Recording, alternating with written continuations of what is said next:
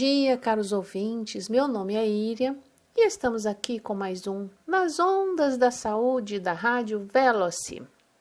O assunto de hoje interessa a todas as pessoas: o envelhecimento. E para falar um pouco sobre envelhecimento, eu trouxe aqui duas pessoas muito legais, muito inteligentes, muito bem preparadas. A Emanuele Silva é a minha personal trainer preferida e a Jussara Starling, a minha bioquímica preferida.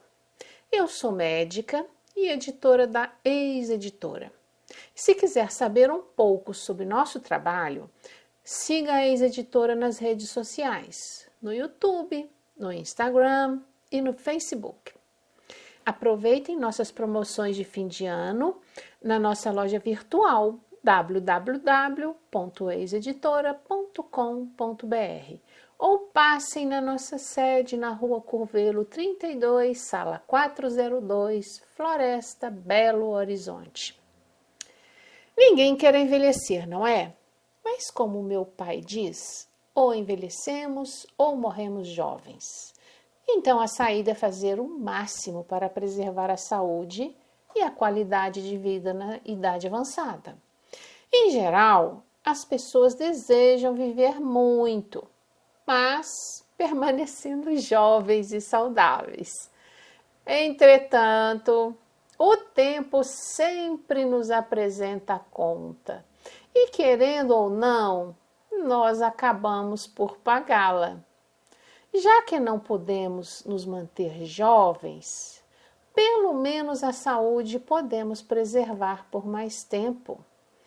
E há muitas maneiras de se viver bem e manter o corpo saudável. A questão é que as pessoas só se lembram disso depois que começam a sofrer as consequências de uma vida repleta de excessos prejudiciais à saúde. Como o tempo não volta atrás, resta lamentar, pois alguns desses efeitos consequência desses excessos são irreversíveis. Uma das formas de nos manter saudáveis é manter uma boa alimentação. E uma alimentação saudável deve ser bem variada em hortaliças, frutas, legumes, carnes. Quanto mais natural, melhor. Evitar produtos industrializados, excessos de frituras, massas e doces também é importante. Isso não é segredo para ninguém, não é? A outra forma de mantermos a saúde é fazendo exercícios físicos. E para falar um pouco sobre esse assunto, para vocês, eu convidei a Emanuele, como eu já disse, a minha professora de educação física preferida. A Emanuele Silva tem também um canal no Instagram, Emanuele com 2 M's e 2 L's. Então, se quiserem saber um pouco mais do trabalho da Emanuele, procurem-na no Instagram.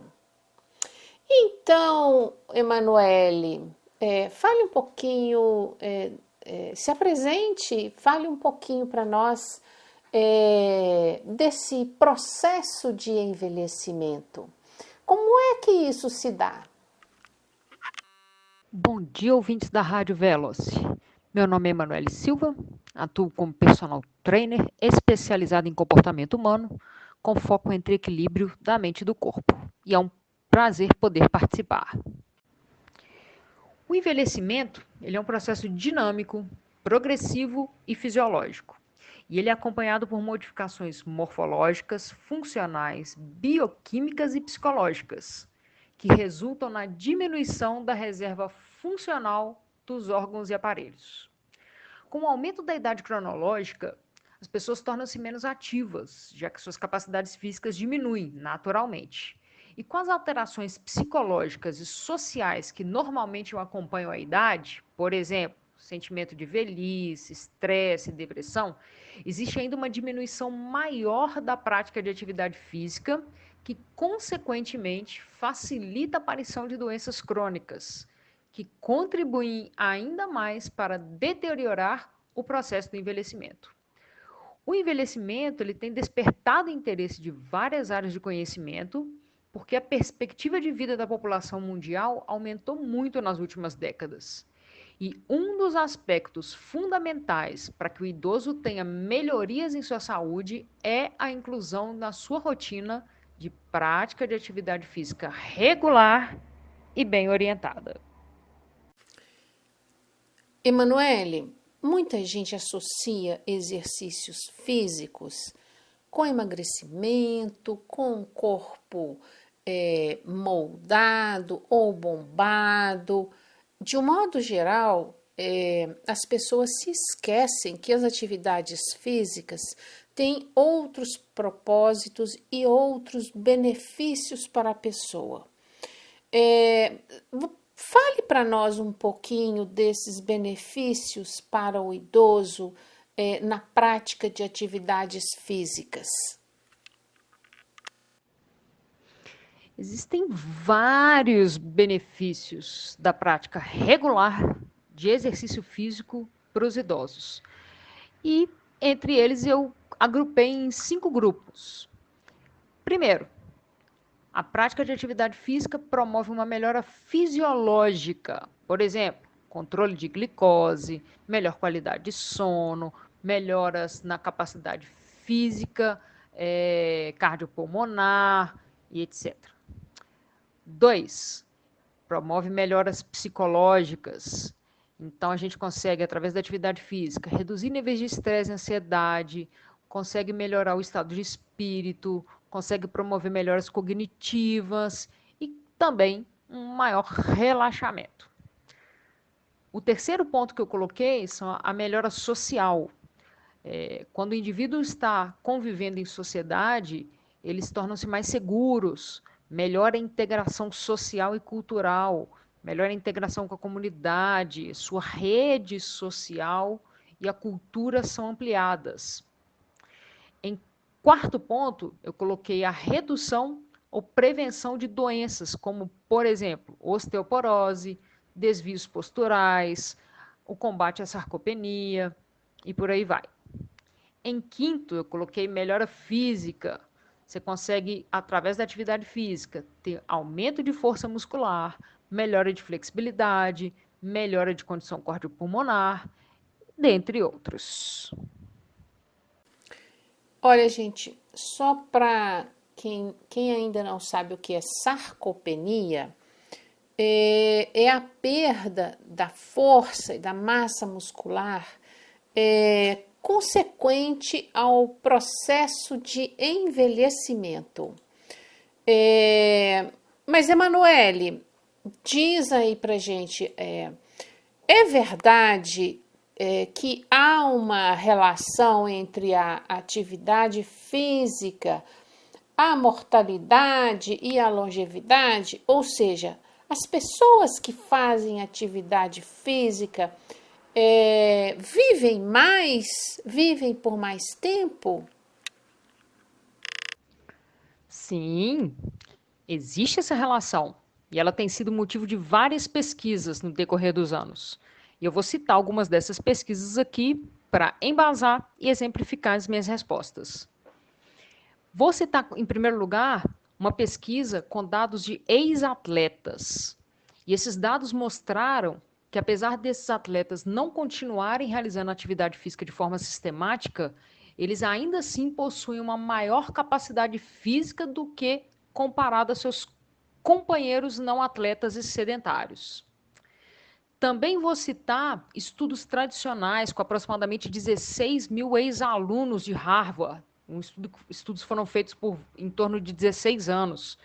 E foi observado que os indivíduos que pararam de praticar esportes tiveram 35% de aumento no risco de morte sobre aqueles que continuaram sedentários.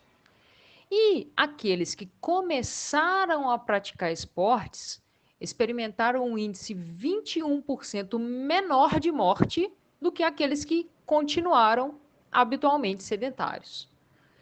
Também vou citar um dos maiores estudos feito com mulheres, e foi realizado com aproximadamente 40 mil mulheres no período de pós-menopausa, e durou em torno de 7 anos.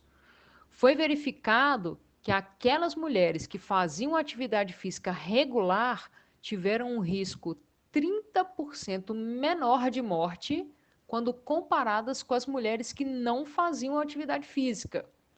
E esse risco de morte foi evidente tanto para o risco por doenças cardiovasculares como por enfermidades respiratórias, sendo menor esse risco quanto maior o nível de atividade física. Também temos estudos mais recentes que verificaram a associação entre a atividade física e o risco de câncer, e constatou que atividades físicas como caminhar, subir escada, realizar essas atividades físicas de intensidade moderada foram inversamente relacionadas com o risco de câncer de pulmão.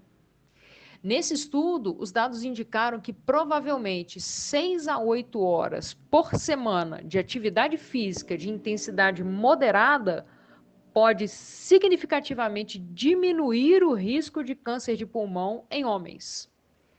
E isso foi uma associação que ainda não tinha sido verificada. Vale ressaltar que a caminhada, essa atividade física tão acessível às pessoas, ela mostrou-se novamente ser um fator protetor importante de risco de doenças cardiovasculares. Caminhar 10 ou mais quarteirões por dia, o que dá em torno de 9,5 a 10 quilômetros por semana, foi associado em alguns estudos com uma diminuição de 33% no risco de doenças cardiovasculares. Então, eu posso dizer que, com base em todas essas pesquisas e mais N outras que existem, né, a gente pode sugerir fortemente uma associação inversa entre atividade física e mortalidade. Ou seja, quanto maior o nível de atividade física, a frequência, a duração, a intensidade, menor o risco da mortalidade. E desta forma, os dados suportam a necessidade de estímulo à atividade física regular após os 50 anos, principalmente. Sendo, mesmo que o indivíduo seja sedentário, é a manutenção da atividade física regular e ele tem que promover uma mudança a um estilo de vida ativo para ter um impacto real, tanto nos índices de mortalidade quanto nos índices de longevidade. Vejam só, caros ouvintes, para quem não gosta de prática de exercícios físicos, a caminhada já é um bom exercício físico. E caminhar, todo mundo pode caminhar, nem que seja dar algumas voltas no quarteirão do local onde mora, né?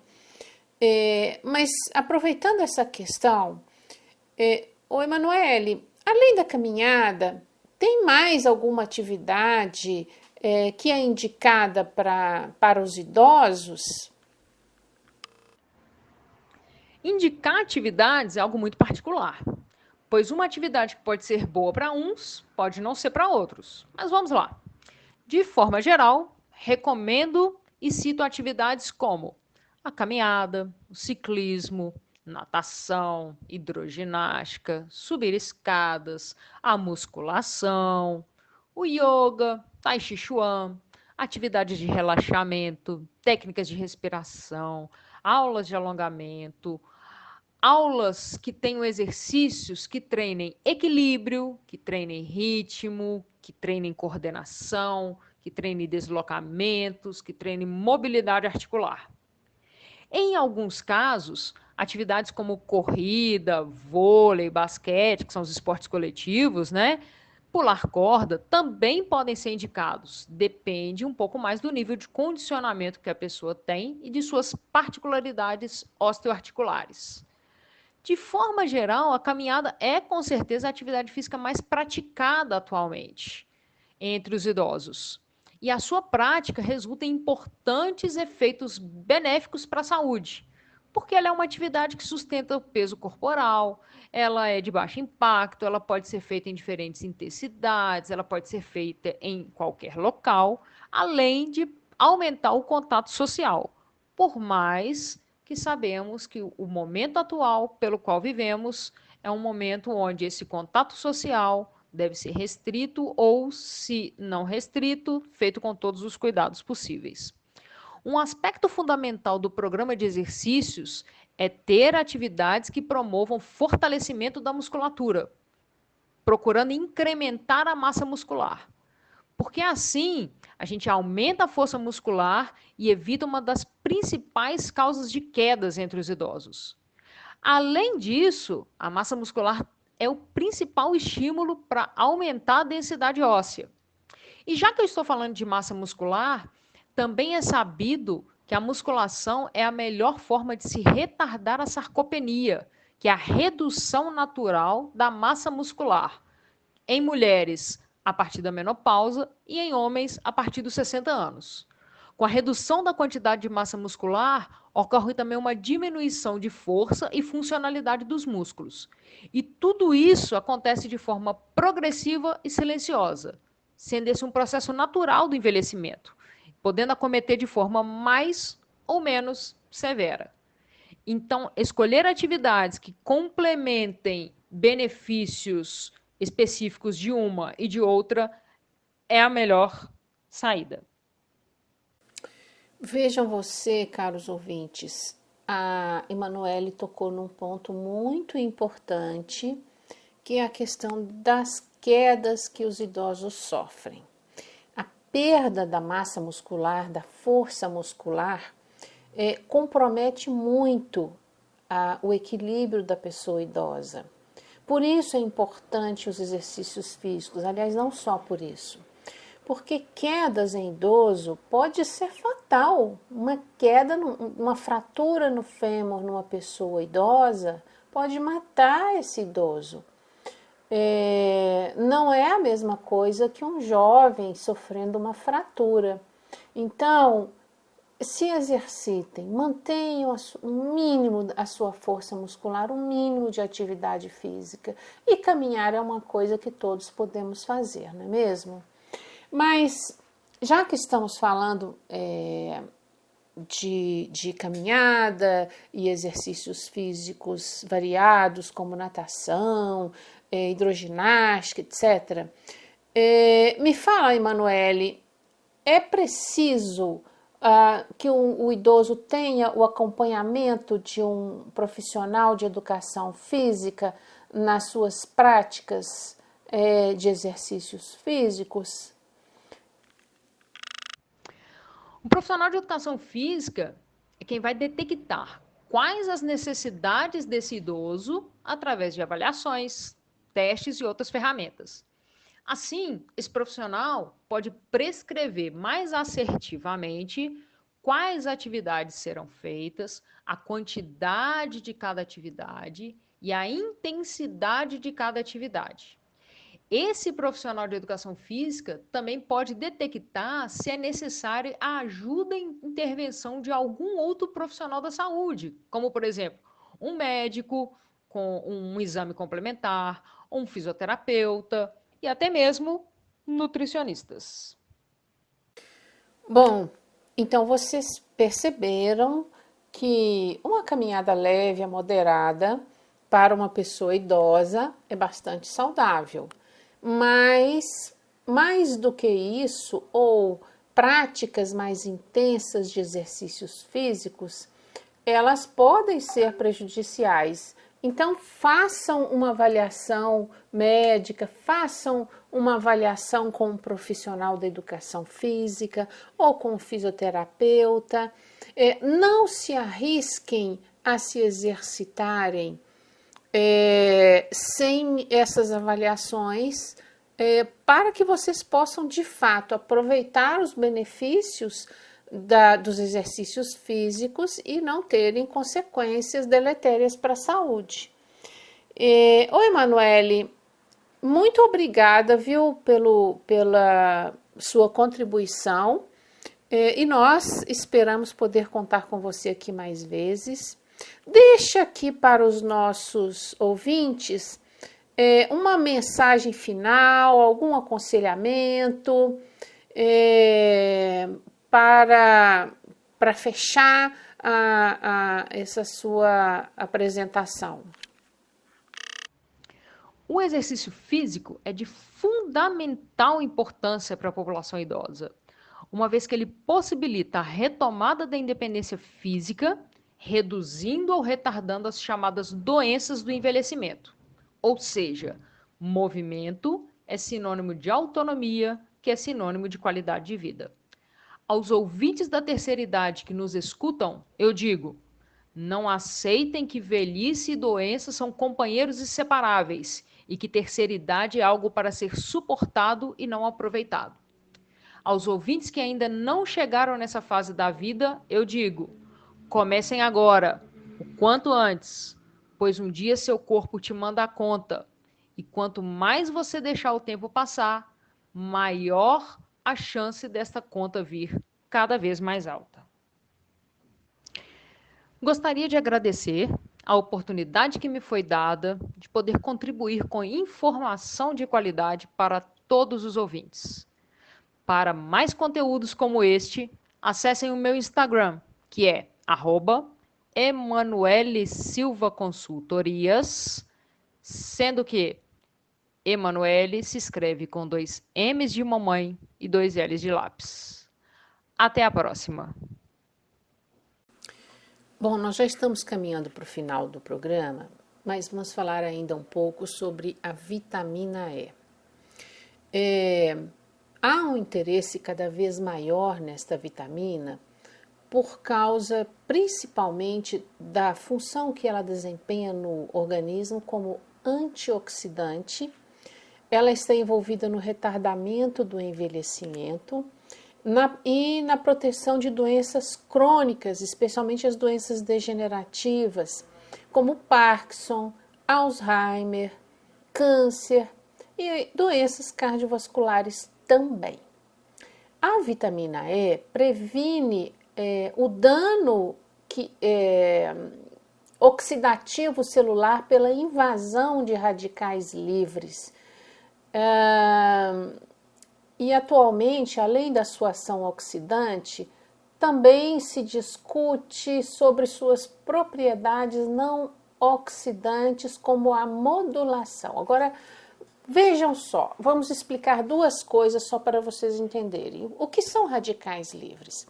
Radicais livres são substâncias que se formam no nosso organismo devido ao processo metabólico ou devido a agentes externos como poluição, drogas, estresse, alimentos pouco adequados ou até contaminados com produtos químicos e vai por aí afora. O fato é que o radical livre, ele ataca as células do nosso corpo e aí as células vão morrendo e a gente vai envelhecendo mais e mais por causa disso. Então, quanto menos radicais livres, melhor para o nosso organismo. O próprio processo de respiração já produz radicais livres no nosso organismo. Então, não tem como você fugir desses radicais livres. Só que a vitamina E é uma dessas substâncias que combate esses radicais livres no organismo, melhorando a sobrevivência ou a manutenção das nossas células, para que elas fiquem mais saudáveis. Ainda não tem um consenso sobre a dose da vitamina C a ser consumida, mas a boa notícia é que nós temos alimentos muito ricos em vitamina E. Embora ela possa ser comprada na farmácia, né, para você tomar uma dose semanal, diária, enfim, ou existem inclusive alimentos que são enriquecidos com vitamina E, mas isso não é necessário na medida em que você mantenha uma alimentação bem variada. Para falar um pouco sobre sobre isso, nós vamos chamar a nossa bioquímica preferida, Jussara Starling. Fala um pouquinho para nós, Jussara, quais são os alimentos ricos em vitamina E? Bom dia, ouvintes do programa Nas Ondas da Saúde da Rádio Veloce. Eu sou a Jussara Starling, farmacêutica e bioquímica. Bom, os alimentos que têm quantidade significativa de vitamina E são as oleaginosas, tipo castanha do Pará, amendoim, amêndoa, pistache, nozes, semente de girassol é campeã na quantidade de vitamina E. Óleo tipo o óleo de milho, óleo de girassol, óleo de fígado de bacalhau, mas tem também em abacate, ameixa, manga, mamão, abóbora. Olha aí, pessoal, eu não falei? Tem realmente alimentos muito ricos em vitamina E. Mas, Jussara, explica pra gente aqui. Eu falei para eles que tem a vitamina sintética, fabricada em laboratório, e a vitamina E que se encontra na alimentação. Há diferença entre essas duas vitaminas ou todas as duas fazem o mesmo efeito? Tanto a vitamina sintética quanto a natural apresentam boas atividades biológicas, mas sem sombra de dúvida, a natural é a que tem melhor efeito. Gente, eu vou insistir com vocês num ponto.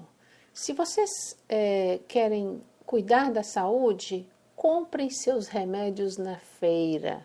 Isso mesmo. Aquilo que você come provavelmente vai manter a sua saúde se for uma boa alimentação e vai fazer com que você não precise ir à farmácia. Então, evite o médico e a farmácia ou a necessidade de se comprar medicamentos comprando frutas e verduras. Mas, Jussara, desses alimentos, quais são os mais ricos em vitamina E?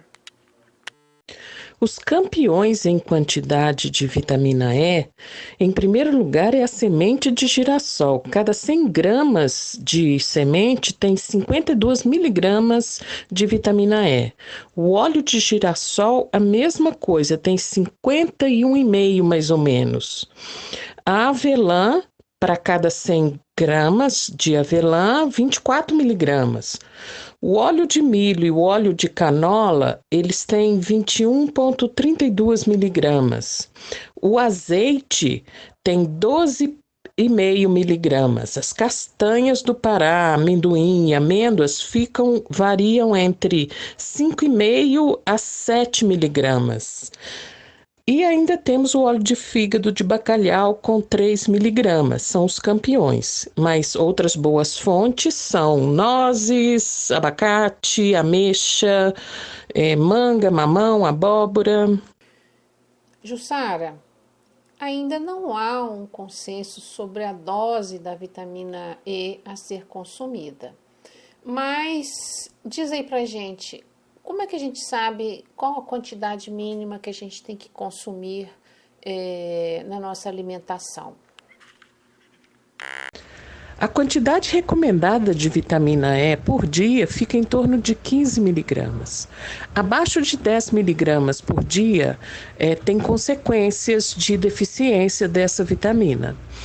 E acima disso, até no máximo 150 miligramas por dia. Acima de 15 miligramas, ela já vai ter um efeito como antioxidante, anti-envelhecimento também.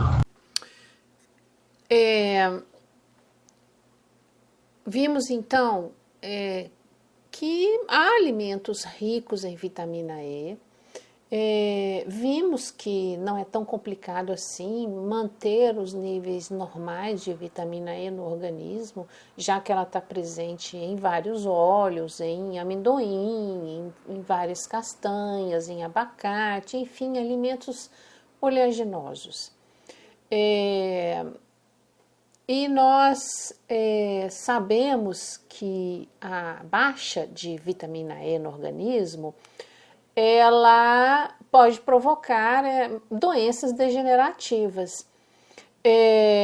Mas além disso, se uma pessoa que tem um risco maior para desenvolvimento dessas doenças degenerativas apresentarem deficiência nutricional desta vitamina, ela corre um risco de ter a sua doença agravada.